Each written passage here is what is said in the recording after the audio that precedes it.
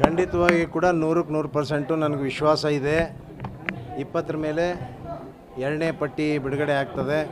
ಅದರಲ್ಲಿ ವಿಶೇಷವಾಗಿ ಬಹುಶಃ ಇವತ್ತೆಲ್ಲ ಕೂಡ ನಾನು ಕೇಳ್ಕೊಂಡಿದ್ದೀನಿ, ಎಲ್ಲ ಲೀಡರ್ಸ್ಗೂ ಕೇಳ್ಕೊಂಡಿದ್ದೀನಿ.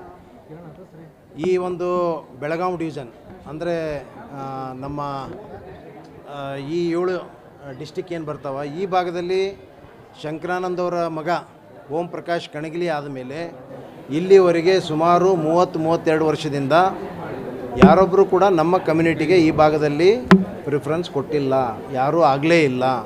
ಆ ನಿಟ್ಟಿನಲ್ಲಿ ಈ ಭಾಗಕ್ಕೆ ಒಂದು ಪ್ರಿಫರೆನ್ಸ್ ಕೊಡಬೇಕು. ಮತ್ತು ಇಲ್ಲಿ ನಾವು ಸ್ಥಳೀಯರಿರೋದ್ರಿಂದ ನಮಗೆ ಅವಕಾಶ ಕೊಟ್ಟರೆ ಇಲ್ಲಿ ನಾವು ಹೆಚ್ಚು ಕೆಲಸ ಮಾಡಲಿಕ್ಕೆ ಅನುಕೂಲ ಆಗ್ತದೆ ಅನ್ನುವಂಥ ನಿಟ್ಟಿನಲ್ಲಿ ಈ ಭಾಗದ ಒಂದು ಭಾಗಕ್ಕೆ ನಮ್ಗೆ ಕೆಲಸ ಮಾಡಲಿಕ್ಕೆ ಮಂತ್ರಿ ಕೊಡಬೇಕು ಅನ್ನುವಂಥದ್ದು ಭಾಳಷ್ಟು ಎಲ್ಲ ಹಿರಿಯರಿಗೆ ಮುಖಂಡರಿಗೆ ಕೇಳ್ಕೊಂಡಿದ್ದೀನಿ. ಅದು ನ್ಯಾಯಯುತವಾಗಿ ಇವತ್ತು ಈ ಭಾಗಕ್ಕೆ ಕೊಡಬೇಕಾಗ್ತದೆ.